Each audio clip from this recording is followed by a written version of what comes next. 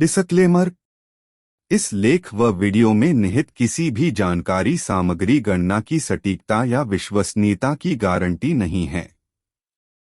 विभिन्न माध्यमों, ज्योतिषियों, पंचांग प्रवचनों, मान्यताओं, धर्म ग्रंथों से संग्रहित कर ये जानकारियां आप तक पहुंचाई जाती हैं। हमारा उद्देश्य महज सूचना पहुंचाना है। इसके उपयोगकर्ता इसे महज सूचना समझकर ही लें। इसके अतिरिक्त इसके किसी भी उपयोग की जिम्मेदारी स्वयं उपयोगकर्ता की ही रहेगी। धन्यवाद। ग्रह को कलह, क्लेश, लड़ाई झगड़े, अशांति से बचाए, शांति लाए ये महाशक्तिशाली उपाय। कहा जाता है कि जिस घर में क्लेश होता है वहां लक्ष्मी का वास नहीं होता। हर किसी की अपने गृहस्थ जीवन में सुख और शांति की कामना होती है। घर और जीवन की खुशहाली ही व्यक्ति को जीवन में प्रगति के मार्ग पर ले जाती है।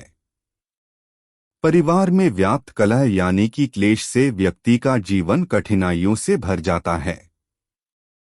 गृह क्लेश से बचने या उसे कम करने के लिए ज्योतिष एवं वास्तु के मिश्रित रूप का आधार लेकर कई प्रकार के उपाय बताए गए हैं।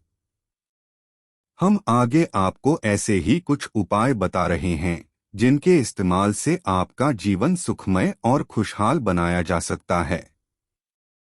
सोने की दिशा। आप किस दिशा में सिर और पैर करके सोते हैं, यह गृह कलह में काफी अहम भूमिका निभाता है। गृह कलह से मुक्ति के लिए रात को सोते समय पूर्व की ओर सिर रखकर सोए। इससे आपको तनाव से राहत मिलेगी। ऐसा करने से घर में सकारात्मक ऊर्जा का संचार होता है। हनुमान उपासना।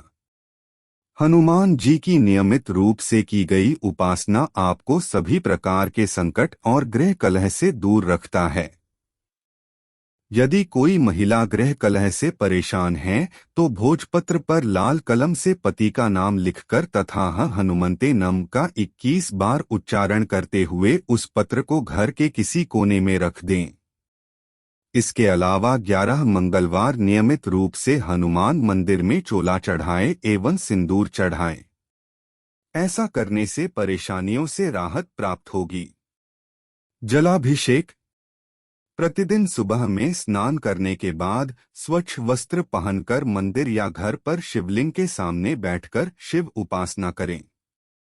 आप ऊनम संभवाय च मयो भवाय च नम, शंकराय च नम, शिवाय च शिवतराय च मंत्र का 108 बार उच्चारण कर सकते हैं। इसके बाद आप शिवलिंग पर जलाभिषेक करें। ऐसा नियमित करने से पति पत्नी के वैवाहिक जीवन में सुख शांति बनी रहती है। गणेश उपासना। यदि किसी घर में पति पत्नी या बाप बेटे के बीच कलह है या किसी भी बात पर विवाद चल रहा है तो इसमें गणेश उपासना फायदेमंद रहेगी। वैवाहिक जीवन को सुखी बनाने के लिए आप नुक्ति के लड्डू का भोग लगाकर प्रतिदिन श्री गणेश जी और शक्ति की उपासना करें। चींटियों को भोजन। चींटियों के बिल के पास शक्कर या आटा व चीनी मिलाकर डालने से गृहस्थ की समस्याओं का निवारण होता है। ऐसा नियमित 40 दिन तक करें। ध्यान रखें कि इस प्रक्रिया में कोई नागा न हो। कुमकुम लगाएं। एक गेंदे के फूल पर कुमकुम लगाकर उसे किसी देव स्थान में मूर्ति के सामने रख दें। ऐसा करने से रिश्तों में आया तनाव और मतभेद दूर होते हैं। साथ ही छोटी कन्या को शुक्रवार को मीठी वस्तु खिलाने और भेंट करने से आपके संकटों का निवारण होता है। तकिए में सिंदूर रखें। घर में व्याप्त कलह क्लेश को कम करने के लिए पति पत्नी को रात को सोते समय अपने तकिए में सिंदूर की एक पुड़िया और कपूर रखें।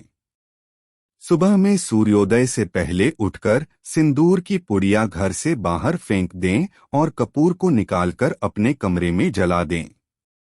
ऐसा करने से लाभ मिलेगा। हल्दी की गांठ। ससुराल में सुखी रहने के लिए कन्या अपने हाथ से हल्दी की 5 साबुत गांठें, पीतल का एक टुकड़ा और थोड़ा सा गुड़ ससुराल की दिशा की ओर फेंक दें। ऐसा करने से ससुराल में सुख एवं शांति का वास रहता है। पति पत्नी के बीच प्रेम संबंध बने रहते हैं। घर में रखें चांदी की गणेश प्रतिमा, पति पत्नी के बीच नहीं होंगे झगड़े। घर में रखी हर वस्तु परिवार के सदस्यों के बीच संबंधों पर प्रभाव डालती है।